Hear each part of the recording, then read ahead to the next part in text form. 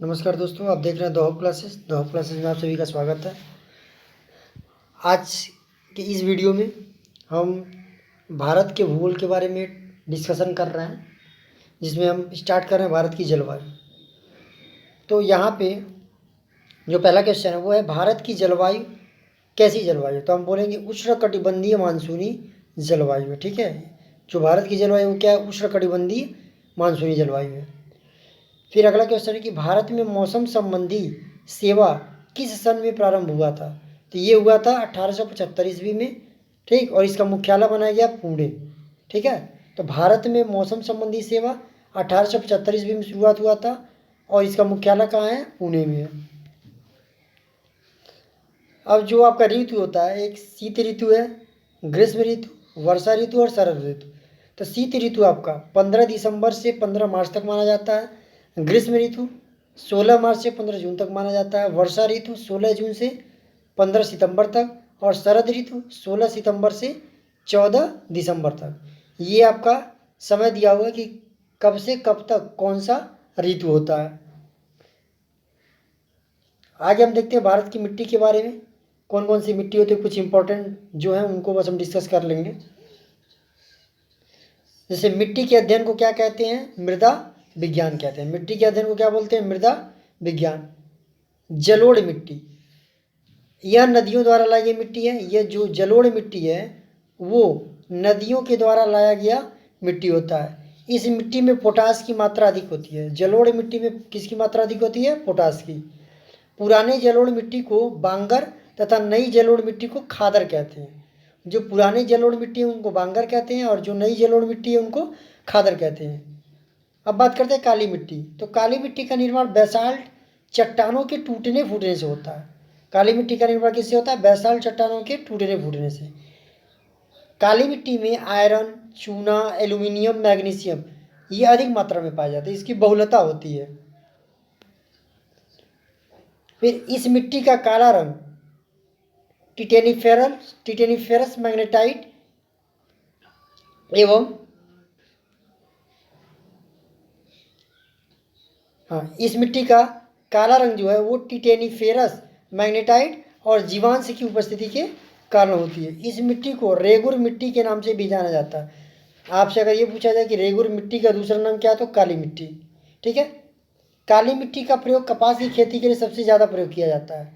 तो कपास की खेती के लिए सबसे अधिक प्रयोग किया जाने वाली मिट्टी कौन है, तो काली मिट्टी है। फिर इसे काली कपास की मिट्टी भी कहा जाता है। काली मिट्टी को काली कपास की मिट्टी भी कहा जाता है। ये सभी इंपॉर्टेंट क्वेश्चन आप इनको ध्यान से पढ़ते जाइएगा, याद करते जाइएगा। अब बात करते हैं लाल मिट्टी। तो लाल मिट्टी, इसका निर्माण जलवायविक परिवर्तनों के परिणाम स्वरूप रवेदार एवं कायांतरित शैलों के विघटन एवं वियोजन से होता है। इस मिट्टी में सिलिका और आयरन की अधिक मात्रा पाई जाती है। लाल मिट्टी का लाल रंग लौह ऑक्साइड की उपस्थिति के कारण होता है, लेकिन जल योजित रूप में यह दिखाई पड़ती है। यह अम्लीय प्रकृति की मिट्टी है। यह किस प्रकृति की है, अम्लीय। चूना का इस्तेमाल कर लाल मिट्टी की उर्वरता को बढ़ाई जा सकती है। अब बात करते हैं हम लैटेराइट मिट्टी की। तो इसका निर्माण मानसूनी जलवायु की आर्द्रता एवं शुष्कता के क्रमिक परिवर्तन के फलस्वरूप उत्पन्न विशिष्ट परिस्थितियों में होता है। इसमें आयरन और सिलिका की बहुलता होती है, यानी अधिक मात्रा में पाए जाते हैं। सफ़ेद लैटेराइट का रंग सफ़ेद और केवोलिन के कारण होती है। जो सफ़ेद लैटेराइट का रंग जो सफ़ेद होता है वो केवोलिन के कारण होता है। लैटेराइट मिट्टी चाय, इलायची एवं काजू की खेती के लिए सबसे अधिक उपयोग मानी जाती है। ये याद रखेंगे कि केंद्रीय मृदा संरक्षण बोर्ड का गठन कब हुआ था, तो 1953 ईस्वी में हुआ था। केंद्रीय मृदा संरक्षण बोर्ड का गठन कब हुआ था, 1953 ईस्वी में। अब बात करते हैं कि कुछ कृषि विधियां, जैसे एपी कल्चर। ये बहुत इंपॉर्टेंट है, इसको आप एकदम ध्यान से एकदम रट लीजिएगा किसी भी तरीके से। एपी कल्चर मधुमक्खी पालन को कहते हैं। पीसी कल्चर मत्स्य पालन को कहते हैं, जिसमें मछलियों का पालन किया जाता है। वर्मी कल्चर केचुआ पालन के लिए। सेरीकल्चर रेशम कीट पालन के लिए। और विटीकल्चर अंगूर की खेती के लिए। ये पांचों बहुत इंपॉर्टेंट हैं, ये अक्सर एग्जाम में पूछे जाते हैं। कुछ कृषि क्रांतियां जिनके बारे में पढ़ना हमको, जैसे हरित क्रांति किससे संबंधित है, तो ये कृषि से संबंधित है। श्वेत क्रांति किससे संबंधित है, तो दुग्ध उत्पादन से। नीली क्रांति मत्स्य उत्पादन से। भूरी क्रांति उर्वरक उत्पादन से। रजत क्रांति अंडा उत्पादन से। पीली क्रांति तिलहन उत्पादन से। सुनहरी क्रांति फल उत्पादन से। और अमृत क्रांति नदी जोड़ो परियोजना से संबंधित है। तो ये सभी क्रांति आप लोग याद रखेंगे, एक क्रांति एग्जाम में आपके पूछ दिया जाता है। अब बात करते हैं कि भारत में हरित क्रांति का जनक किसे कहा जाता है, इनका हरित क्रांति को लाने का श्रेय किसको दिया जाता है, तो डॉक्टर MS स्वामीनाथन को हरित क्रांति का जनक कहा जाता है और इन्हीं को श्रेय दिया जाता है। भारत में हरित क्रांति की शुरुआत 1967-68 ईस्वी में हुई थी। आप याद रखेंगे ये दोनों, ये जो नाम है डॉक्टर MS स्वामीनाथन और ये 1967 और 68, ठीक है। द्वितीय हरित क्रांति की शुरुआत 1983 और 84 में हुई थी। सबसे उच्च कोटि का कहवा अरेबिका होता है। कर्नाटक जो है वो सुपारी का सबसे बड़ा उत्पादक देश है।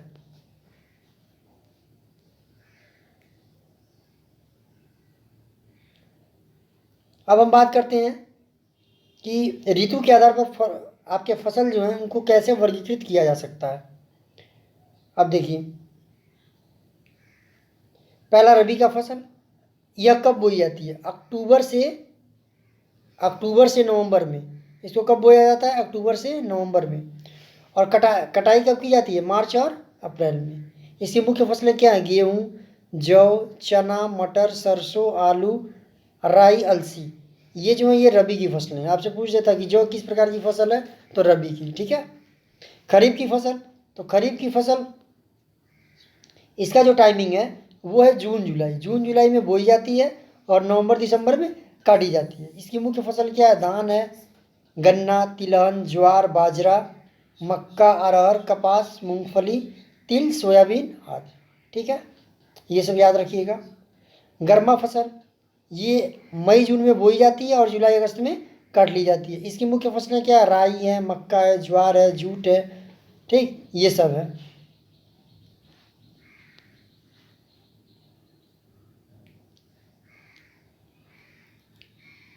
अब कागज़ का पहला सफल कारखाना कब लगाया गया था, तो 1879 में। और कहाँ लगाया गया था, लखनऊ में। कागज़ का पहला कारखाना 1879 ईस्वी में लखनऊ में लगाया गया था। अखबारी कागज़ का कारखाना नेपानगर मध्य प्रदेश में।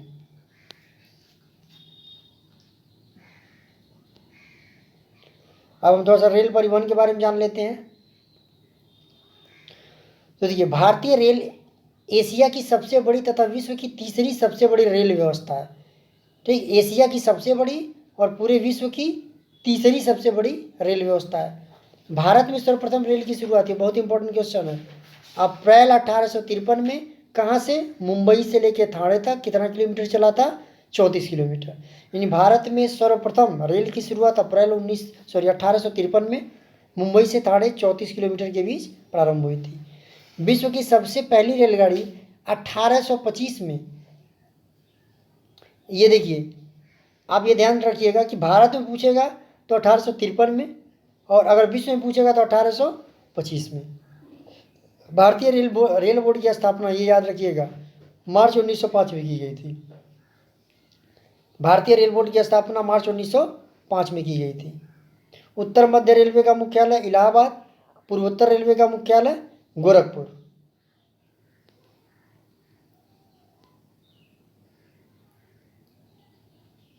देश में सबसे लंबी दूरी तय करने वाली रेलगाड़ी विवेक एक्सप्रेस है, जो डिब्रूगढ़ आसाम से कन्याकुमारी तक जाती है। कन्याकुमारी यानी तमिलनाडु में।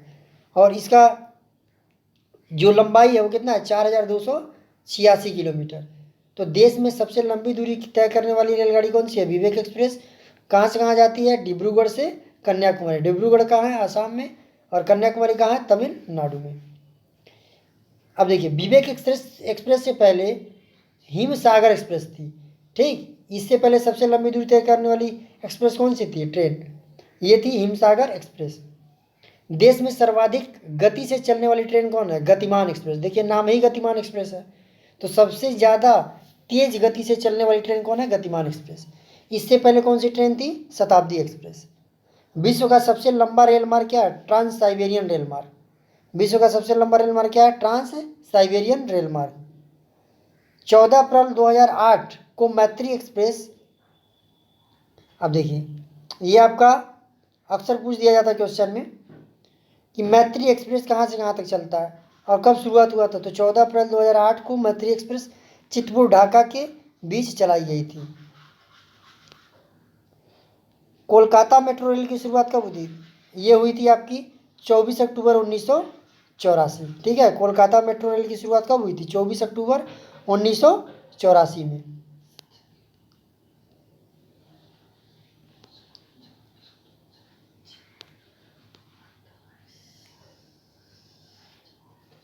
तो एक चीज़ और ध्यान दीजिएगा आप लोग कि सबसे पहले मेट्रो कोलकाता में स्टार्ट हुआ था, फिर दिल्ली मेट्रो का शुरुआत हुआ था कब? 25 दिसंबर 2002 में। बेंगलुरु मेट्रो रेल की शुरुआत हुई थी 20 अक्टूबर 2011 में। मुंबई मेट्रो की शुरुआत हुई थी 8 जून 2014 में। ठीक, फिर विश्व की पहली मेट्रो रेल इंजन लंदन में चली थी, जिसकी शुरुआत 10 मई 1963 को ही हो गई थी। वायु परिवहन, भारत में वायु परिवहन की शुरुआत 1911 में। देखिए 1911 में ही आपकी राजधानी भी दिल्ली बनी थी। ठीक है, इसको आप याद रखेंगे, 1911 में ही आपकी नई राजधानी दिल्ली बनी थी। तो भारत में वायु परिवहन की शुरुआत 1911 ईस्वी में हुई थी। इंडियन नेशनल एयरवेज कंपनी की स्थापना 1933 ईस्वी में हुई। एयर इंडिया का मुख्यालय नई दिल्ली में है। निगमित कार्यालय मुंबई में है। शुभंकर इसका महाराजा है। प्रतीक चिन्ह यानी लोगो उड़ते हुए हंस में नारंगी रंग का, देखिए नारंगी रंग का कोणार्क चक्र होता है। इसके बाद हम बात करेंगे जल परिवहन की। तो केंद्रीय अंतर्देशीय जल मार्ग प्राधिकरण की स्थापना 1987 ईस्वी में की गई थी। इसका मुख्यालय कहाँ है? कोलकाता में। देश का सबसे बड़ा बंदरगाह मुंबई, ये बहुत इंपॉर्टेंट है। देश का सबसे बड़ा बंदरगाह कहाँ है? मुंबई में। देश का सर्वश्रेष्ठ प्राकृतिक बंदरगाह कहाँ है? विशाखापत्तनम में। यह भारत का सबसे गहरा बंदरगाह भी है।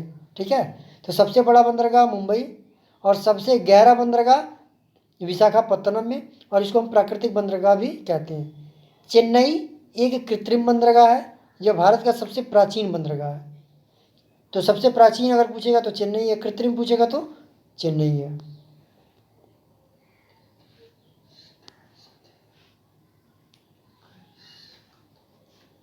गुजरात स्थित कांडला एक ज्वारीय बंदरगाह है। ठीक है, गुजरात में स्थित कांडला जो बंदरगाह है वो क्या है? एक ज्वारीय बंदरगाह है। अब यहाँ नीचे कुछ प्रमुख बंदरगाह के नाम दिए हैं और ये किस राज्य या केंद्र शासित प्रदेश में स्थित है, किस नदी, खाड़ी या समुद्र में मिलते हैं। देखिए कोलकाता पश्चिम बंगाल, किस नदी के पास ये बना हुआ? हुगली नदी। मुंबई महाराष्ट्र में, अरब सागर। चेन्नई तमिलनाडु, बंगाल की खाड़ी। कोच्चि केरल, अरब सागर। विशाखापत्तनम आंध्र प्रदेश, बंगाल की खाड़ी। कांडला गुजरात, अरब सागर। पोर्ट ब्लेयर अंडमान, बंगाल की खाड़ी। तो ये थे आपके बंदरगाह। तो नेक्स्ट वीडियो में हम कुछ अंतर्राष्ट्रीय हवाई अड्डों के बारे में जानकारी करेंगे और भारत के भूगोल के बारे में कुछ और टॉपिक पे डिस्कशन करेंगे। अगर आपको ये वीडियो अच्छा लगा तो आप इसे शेयर ज़रूर कीजिए, लाइक कीजिए, और अगर आप हमारे इस चैनल पर नए हैं तो चैनल को सब्सक्राइब करना ना भूलिए, जिससे कि हम जो भी वीडियो अपलोड करें उसका नोटिफिकेशन आप तक आसानी से पहुंचता रहे। हमारे टेलीग्राम चैनल से जुड़ने के लिए डिस्क्रिप्शन बॉक्स में दिए गए लिंक पे क्लिक करके हमसे जुड़िए और वहां से आपको बहुत सारी जानकारियाँ उपलब्ध हो सकती हैं।